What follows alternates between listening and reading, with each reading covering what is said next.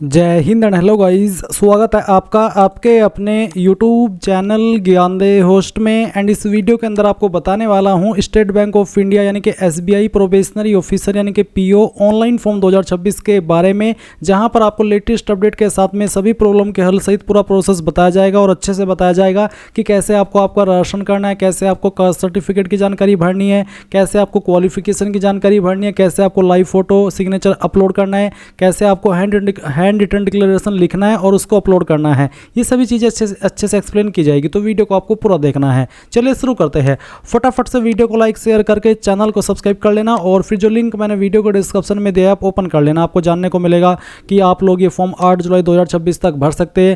Fees इसमें general, OBC और EWS के लिए 750 और एससी एसटी पीडब्ल्यूडी इनके लिए कोई फीस नहीं है। किस कैटेगरी में कितनी वैकेंसी हो आप जानेंगे और अप्लाई करने के लिए आपसे ग्रेजुएशन की योग्यता मांगी गई है।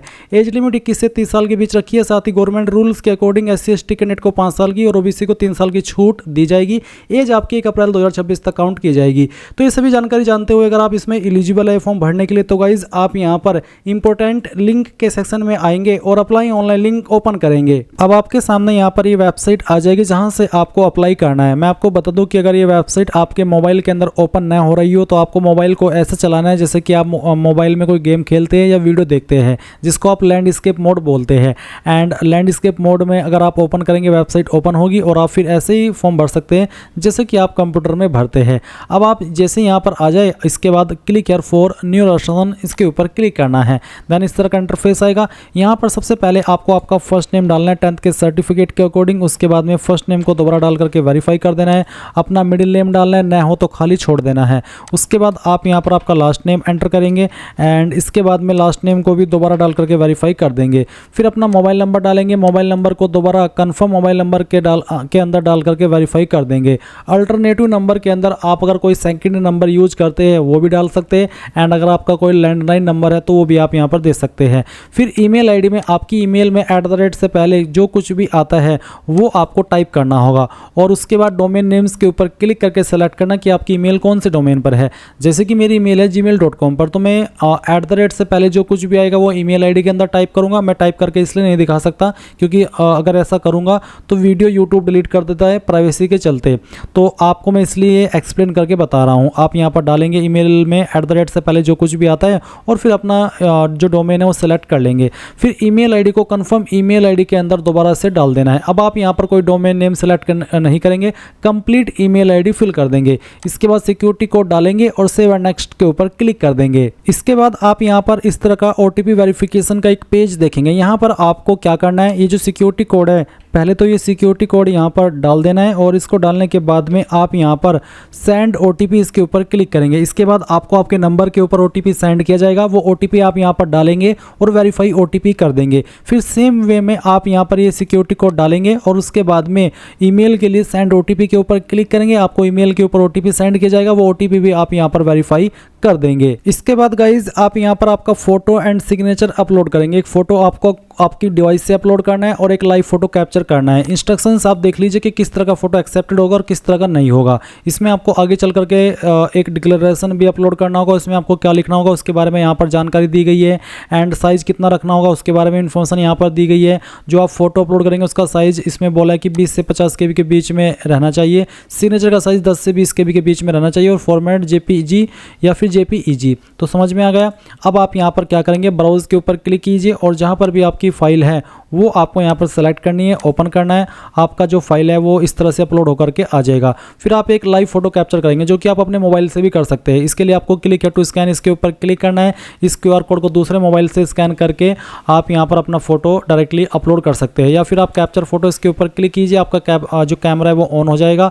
फिर आप यहाँ पर कैप्चर इसके ऊपर क्लिक करेंगे और सेव के ऊपर क्लिक कर देंगे। आपका कैप्चर्ड फोटो आपको देखने को मिलेगा।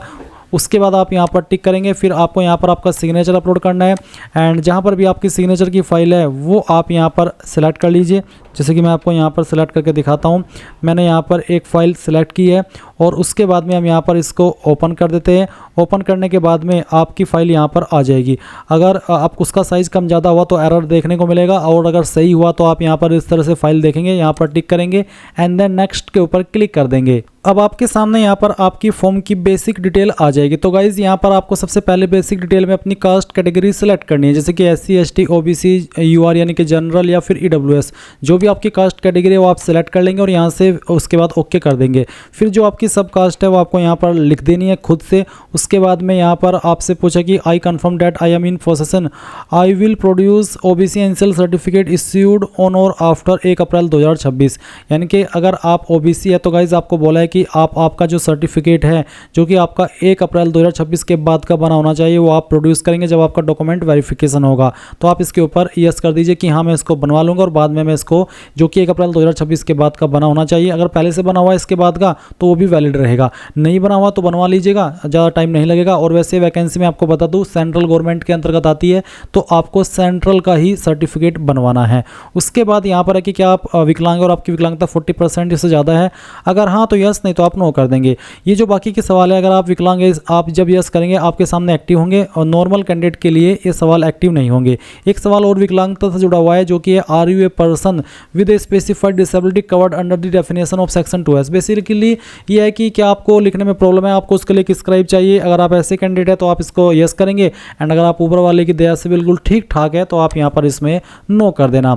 फिर आएगा religion to which you belong, आपका जो भी रिलीजन है वो आप सिलेक्ट कर लेना। फिर पूछा कि क्या आप रिलीजियस माइनॉरिटी कम्युनिटी से बिलोंग करते हैं, अगर हाँ तो यस, नहीं तो आप नो करेंगे। फिर पूछा कि क्या आप एक ECOs या फिर SSCOs के एक्स सर्विसमैन है, इसमें नॉर्मल एक्स सर्विसमैन भी इंक्लूड किए गए और ये भी इंक्लूड किए गए जो कि यहाँ पर मेंशन है, अगर है तो यस, नहीं तो नो कर देना। फिर एक और सवाल है कि please mention the number of occasion on which you have applied for the examination for recruitment of probation officer in SBI. Candidates who have already appeared for the maximum number of permissible chances are not eligible to apply. यानी कि जो candidate पहले से जितने chance आपको मिलते हैं वो चांस पहले ही पूरे कर चुके हैं, वो इसमें अप्लाई करने के लिए एलिजिबल नहीं है। साथ ही कहा है कि appearing in main exam will be counted as a chance, यानी कि जो आपने मेन एग्ज़ाम के अंदर अपेयर हुए हैं तो वही आपका काउंट किया जाएगा चांस में। Appearing in preliminary examination will not be counted as a chance, यानी कि अगर आपने सिर्फ अप्लाई करके प्रीलिम जो है वो दिया है तो वो चांस में काउंट नहीं होगा। In the years in which only one written examination has been held, इन ईयर में जो कि जिसमें कि एक ही एग्जाम होता था, जैसे कि preliminary examination has been held, appearing in this examination will be counted as a chance, यानी कि जब आपका सिर्फ एक ही एग्जाम होता था प्रीलिमिनरी एग्जाम, अगर आपने उस वक्त प्रीलिम एग्जाम दिया है तो वो चांस के रूप में काउंट होगा। बट जब से आपका प्रीलिम एग्जाम और मेन एग्जाम हो रहा है और आपने सिर्फ प्रीलिम एग्जाम दिया है, मेन एग्जाम नहीं दिया है, तो वो चांस में काउंट नहीं होगा। तो ये चीज़ आपको समझ में आ गई। अब यहाँ पर इसमें आपको उसकी संख्या लिखनी है। अगर आपने कोई चांस नहीं दिया या फिर आपका जो भी चांस है पहला दूसरा, तो आप उसके बारे में यहाँ पर बताएंगे। आपको नोट करके बोला है कि please note that if the above declaration is found to be wrong at any point of time the applicant candidature will stand cancelled and if selected the candidate will be dismissed debarred. यानी कि अगर आप इसमें कोई गलत information देंगे तो आपको, अगर इन्हें पता लगा कि आपने झूठ बोला है तो किसी भी पॉइंट पर, उसी पॉइंट पर बेसिकली आपका कैंडिडेचर रद्द कर दिया जाएगा, और अगर आप सिलेक्ट हो जाते हैं तो आपको डिसमिस कर दिया जाएगा। फिर इसमें एक सवाल है कि do you have record of default in repayment of loans, credit card dues and और against whose name adverse report of CIBIL. अगर आप ऐसे कैंडिडेट तो यस, नहीं तो आप यहाँ पर नो कर देंगे। एंड यहाँ पर गाइज आपको इसमें चांस बताने हैं। तो मान लीजिए अगर आप अपेयरिंग दिए हैं, आप मेन एग्ज़ाम तक नहीं पहुँचे तो आप यहाँ पर 0 लिखेंगे, और अगर आप मेन एग्ज़ाम तक पहुँचे तो आप कितनी बार पहुँचे उसकी संख्या आपको यहाँ पर लिखनी होगी। अब मैं तो फ्रेशर हूँ तो मैं यहाँ पर 0 लिख देता हूँ। उसके बाद आता है do you have adverse report of regarding character, अगर है तो यस, नहीं तो आप नो करेंगे। फिर क्या आप एक एम्प्लॉय है स्टेट बैंक ऑफ इंडिया के इन क्लरिकल कार्डरे में, अगर हाँ तो यस, नहीं तो नो कर देना है। फिर क्या आप एक एम्प्लॉय है स्टेट बैंक ऑफ इंडिया के ऑफिसर कार्डरे में, अगर हाँ तो यस, नहीं तो यहाँ पर भी नो करना है। फिर क्या आप एक एक्स एम्प्लॉय है स्टेट बैंक ऑफ इंडिया के जो कि रिजाइन किए हैं क्लरिकल कार्डरे पर रहते हुए, अगर हाँ तो यस, नहीं तो आप नो कर देंगे। फिर इसी प्रकार से कि आप एक एक्स एम्प्लॉई है स्टेट बैंक ऑफ इंडिया के जिसने कि रिजाइन किया हो ऑफिसर कार्डरे की पोस्ट पर रहते हुए, अगर हाँ तो यस, नहीं तो आप नो कर देंगे। उसके बाद आप आपका पैन नंबर डालेंगे। इसके बाद यहाँ पर examination centre for prelim exam आप किस स्टेट में रखना चाहते हैं वो स्टेट सेलेक्ट कर लेंगे। फिर आप यहाँ पर देखेंगे सेंटर ऑफ एग्जामिनेशन, इनमें से किस लोकेशन पर चाहते हैं वो लोकेशन सेलेक्ट कर लेंगे। फिर मेन एग्जाम के लिए आपको स्टेट की प्रेफरेंस देनी है और फिर किस सिटी में एग्जाम सेंटर चाहते हैं वो आपको सेलेक्ट कर लेना है। इसके बाद आपको बोला कि I intend to bring the following ID when appearing for the examination, तो आप यहाँ पर यस कर दीजिए। और आपको बोला कि I confirm my name on this ID and this application exactly match, यानी कि जो मैं आईडी यहाँ पर दे रहा हूँ उस आईडी के अंदर नाम और जो मैंने फॉर्म के अंदर भरा है वो बिल्कुल मैच करता है। तो जो भी आईडी आप यहाँ पर सेलेक्ट कर लेंगे उसी का नंबर आपको डाल देना है। और ध्यान दीजिए इस आईडी में और आपने जो नाम फॉर्म के अंदर भरा है उसमें नाम सेम होना चाहिए और डेट ऑफ बर्थ भी। फिर आएगा कि from where you came to know about the job opening, इस वैकेंसी के बारे में आपको कैसे पता चला? Newspaper, social media, SBI career website, SBI team visit, job portal, तो किस माध्यम से पता चला है वो आप सिलेक्ट कर लेंगे। उसके बाद जैसे कि naukri.com या फिर अदर। तो इसके बाद आप देखेंगे पर्सनल डिटेल, आप आपकी जो भी डेट ऑफ बर्थ है वो सिलेक्ट कर लेंगे, पहले डे फिर मंथ और उसके बाद जो भी ईयर है वो आपको सिलेक्ट करना होगा। इसके बाद गाइज आप देखेंगे जेंडर, तो आपको आपका जेंडर सेलेक्ट करना है। फिर पूछा कि आप जुड़वा भाई बहन है, अगर हाँ तो यस, नहीं तो आप नो करेंगे। अगर है तो जुड़वा का जेंडर और उसका नाम भी बताना होगा। एंड इसके बाद मैरिटल स्टेटस आपका क्या है वो आपको सिलेक्ट कर लेना है। फिर आपका फादर का फर्स्ट नेम डालना है, मिडिल नेम डालना है और लास्ट नेम डाल देना है, इस तरह से जैसे कि मैं आपको यहाँ पर डाल करके दिखा देता हूँ। और उसके बाद आप यहाँ पर देखेंगे आपकी माताजी का नाम, तो सेम वे में आपको आपकी जो माताजी है उनका नाम भी एंटर कर देना है। फिर यहाँ पर आपको माताजी का मिडिल नेम और लास्ट नेम डालना है। अगर आप मैरिड है तो आपको यहाँ पर आपका जो स्पाउस है, पति या पत्नी, उसका फर्स्ट नेम, मिडिल नेम और लास्ट नेम देना होगा। एड्रेस फॉर कॉरेस्पॉन्डेंस में जो भी आपका प्रेजेंट एड्रेस है वो आप यहाँ पर लाइन फर्स्ट 2, 3 के अंदर डाल देंगे, यानी कि थोड़ा सा पार्ट लाइन फर्स्ट में और थोड़ा सा 2 में और फिर थोड़ा सा 3 में। डिस्ट्रिक्ट आपकी कौन सी है और डिस्ट्रिक्ट आपको यहाँ पर खुद से एंटर करनी होगी। इसके बाद आपकी स्टेट कौन सी है वो आपको सिलेक्ट करनी होगी और अपना पिन कोड भी यहाँ पर आपको डाल देना है। अब अगर आपका प्रेजेंट एड्रेस और परमानेंट एड्रेस सेम है तो आप इसको टिक कर देंगे। एंड उसके बाद में किस एड्रेस के ऊपर आप अपनी एप्लीकेशन फीस की जो स्लिप है, GST इनवॉइसिंग है वो भेजना चाहते हैं, जो भी एड्रेस आप सेलेक्ट कर लेंगे उसी के ऊपर वो चली जाएगी। उसके बाद आप यहाँ पर सेव एंड नेक्स्ट के ऊपर क्लिक करेंगे। अब आप यहाँ पर देखेंगे आपको क्वालिफिकेशन, एक्सपीरियंस और लैंग्वेज की जानकारी भरनी है। क्वालिफिकेशन आपकी 30 सितंबर 2026 से पहले कंप्लीट हो जानी चाहिए, जिसकी बाद में होगी या वो अप्लाई करने के लिए एलिजिबल नहीं होगा। अब आप सबसे पहले देखेंगे ग्रेजुएशन का सेक्शन यहाँ पर दिया गया है। इसमें आपको ये भी बोला है कि अगर मान लीजिए आपकी परसेंटेज 59.99 है तो वो आप 60% में ट्रीट की जाएगी, जिसकी 54.99 है वो 55 में ट्रीट की जाएगी। अब आप इसमें बताएंगे ग्रेजुएशन पास कर चुके हैं या फिर अपीयर्ड है। तो अगर आप अपीयर्ड है तो मैंने बता दिया कि आपकी क्वालिफिकेशन 30 सितंबर 2026 तक कंप्लीट हो जानी चाहिए। अगर आप अपीयर्ड सेलेक्ट करेंगे तो गाइज यहाँ पर आपको इसमें बताना है कि आपकी कौन सी क्वालिफिकेशन है, फिर आपका नेम ऑफ द इंस्टीट्यूट या college, place of institute college, date of passing इसमें आपको नहीं डालनी होगी और नहीं परसेंटेज और नहीं क्लास, क्योंकि आप अपीयर्ड हैं। और क्योंकि आप पास्ट हैं तो फिर आपको यहाँ पर बताना है कि आपकी इनमें से कौन सी क्वालिफिकेशन, अगर इनमें है तो यहाँ से सेलेक्ट कर ले, नहीं तो अदर्स के ऊपर क्लिक करके खुद से अपनी क्वालिफिकेशन का नाम दे सकते हैं। उसके बाद में नेम ऑफ इंस्टीट्यूट कॉलेज, तो कहाँ से आपने किया है उसका नाम आपको यहाँ पर एंटर करना होगा, आपके इंस्टीट्यूट का नाम या फिर आपके कॉलेज का नाम। पैलेस ऑफ इंस्टीट्यूट कॉलेज, यानी कि जो आपका ये जो पैलेस है वो ये जो इंस्टीट्यूट है या फिर जो आपका कॉलेज है वो कहाँ पर है वो आपको यहाँ पर एंटर कर देना है। ये एंटर करने के बाद में आप यहाँ पर देखेंगे कि कौन सी डेट में आपने इसको क्वालिफिकेशन को पास किया, वो डेट आप यहाँ पर इस तरह से सिलेक्ट कर लेना, जैसे कि मैं आपको सेलेक्ट करके दिखा रहा हूँ। फिर यहाँ पर परसेंटेज आपकी कितनी बनती है वो आपको डाल देना है। क्लास ग्रेड आपकी क्या वो आप सेलेक्ट कर लेंगे। जिनकी परसेंटेज 60 प्लस रहती है वो फर्स्ट क्लास में आते हैं, जिनकी 45 से लेकर के 59 के बीच में वो सेकंड, और जिसकी 33 से लेकर के 45 रहती है वो फर्स्ट क्लास में रहते हैं। अब आपको बताना है इंटीग्रेटेड डबल डिग्री अगर आपके पास है तो आपको बताना है कि ये अपीयर्ड है या फिर आप पास कर चुके हैं। और इसी प्रकार से आप यहाँ पर बताएंगे कि मैंने पास कर लिया, फिर कौन से डिग्री सब्जेक्ट स्ट्रीम में की है, आपको आपके स्कूल कॉलेज का नाम यहाँ पर इसी प्रकार से बताना है। माफ़ी चाहूँगा, आपके इंस्टीट्यूट और कॉलेज का नाम आपको यहाँ पर डालना होगा। तो यहाँ पर मैं आपको ये इन्फॉर्मेशन इसी तरीके से फिल करके दिखा रहा हूँ। कहाँ पर आपका इंस्टीट्यूट है उसका नाम आपको यहाँ पर एंटर कर देना है। एंड कब आपने इस क्वालिफिकेशन को पास कर लेता वो आपको यहाँ पर इस तरह से सिलेक्ट कर लेना होगा। और आपकी परसेंटेज कितनी थी वो आप डाल देंगे और आपका जो क्लास है वो भी सिलेक्ट कर लेंगे। अगर आपके पास पोस्ट ग्रेजुएशन है तो उसकी इन्फॉर्मेशन भी आप यहाँ पर सेम तरीके से भरेंगे। कोई प्रोफेशनल क्वालिफिकेशन या फिर कोई अन्य उसकी इन्फॉर्मेशन भी दे सकते हैं। अब एक सवाल है कि जो प्री एग्ज़ाम ट्रेनिंग मिलती है SC ST OBC और विकलांग कैटेगरी कैंडिडेट को, क्या वो आप लेने के लिए इच्छुक है? अगर हाँ तो आप यस करके इसमें बता सकते हैं कि कौन सी स्टेट के अंदर लेना चाहते हैं और स्टेट कोड फिर यहाँ पर आ जाएगा और साथ ही यहाँ पर जो सेंटर ऑफ प्री एग्ज़ाम है वो भी आपको देखने को मिल जाएगा।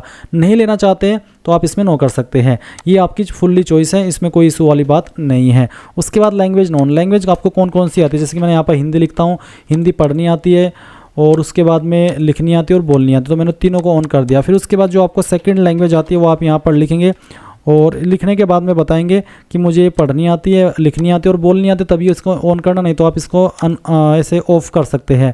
उसके बाद अगर आपको कोई तीसरी लैंग्वेज भी आती है वो भी आप यहाँ पर इस तरह से लिख देंगे अगर आती है और उसका स्टेटस यहाँ पर बता देंगे, जैसे कि मैं यहाँ पर आपको बता रहा हूँ। उसके बाद आप सेव एंड नेक्स्ट के ऊपर क्लिक करेंगे। अब आपके सामने आपके फॉर्म का प्रीव्यू आ चुका है। जो भी जानकारी शुरू से लेकर अभी तक भरी है वो सभी आपके सामने एक जानकारी आप चेक करते हुए नीचे की तरफ आएंगे। यहाँ पर आई एग्री इसके ऊपर क्लिक करेंगे और सेकंड आई एग्री में बोला है कि I confirm that my name as filled by me in the application form exactly matches with the name in my ID proof, यानी कि जो मैंने नाम इस फॉर्म के अंदर भरा है वही मेरा नाम आईडी के अंदर है, एग्जैक्टली मैच करता है, तो आप इसको टिक कर देंगे। और उसके बाद आप यहाँ पर कंप्लीट वर्जन इसके ऊपर क्लिक करके यहाँ से ओके करेंगे, एक बार फिर से ओके कर देंगे। अब आपको यहाँ पर इसमें जो डॉक्यूमेंट है वो अपलोड करना है। एक तो आप लेफ्ट थंब इंप्रेशन अपलोड करेंगे। अब जो ये लेफ्ट थंब इंप्रेशन है वो आपको कितने साइज में करना है वो आप जान लीजिए। इसमें गाइज आप आएंगे, आपको यहाँ पर पहले ही बता दिया है कि आपके लेफ्ट थंब इंप्रेशन का जो साइज़ है वो कितना रहना चाहिए, उसका सभी चीज़ें यहाँ पर बेसिकली मेंशन की गई है।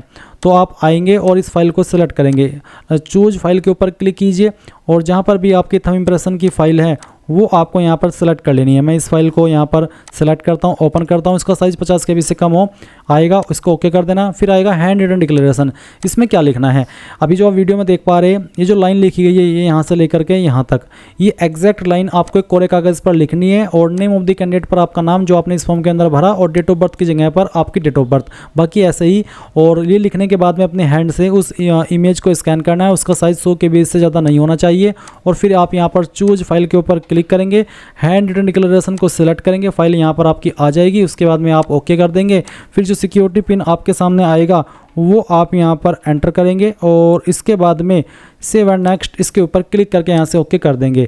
अब आप अगर SC ST है तो गाइज डायरेक्टली आप अपने फॉर्म का फाइनल प्रिंट आउट ले पाएंगे, बट जनरल OBC के लिए यहाँ पर फ़ी पेमेंट है, इसलिए वो यहाँ पर ये कैप्चा कोड डालेंगे और सबमिट के ऊपर क्लिक कर देंगे। इसके बाद आपको यहाँ पर पेमेंट के पेज पर ट्रांसफ़र कर दिया है। आप आपकी fees credit card, debit card, net banking, UPI यानी कि जिस माध्यम से जमा करना चाहे कर सकते हैं। अगर आप UPI से कर रहे हैं तो आप CO QR इसके ऊपर क्लिक करना, इस QR कोड को अपने किसी भी UPI ऐप से स्कैन कर लेना और जैसे ही आपका फ़ी पेमेंट हो जाएगा तो ऑटोमेटिकली आपको इसी पेज पर रिडायरेक्ट किया जाएगा जहां से आपने फॉर्म भरना स्टार्ट किया था और आप अपने फॉर्म का फाइनल प्रिंट आउट ले पाएंगे। और अगर प्रिंट लेने में कोई इशू आ जाए तो आप अगेन यहां पर अप्लाई ऑनलाइन लिंक ओपन करके लॉगिन होकर के अपने फॉर्म का फाइनल प्रिंट आउट दोबारा से भी निकाल सकते हैं। तो इस तरह से गाइज आप लोग SBI PO ऑनलाइन फॉर्म 2026 को भर पाएंगे। आई होप ये प्रोसेस आपको पसंद आया होगा। So thanks for watching. जय हिंद।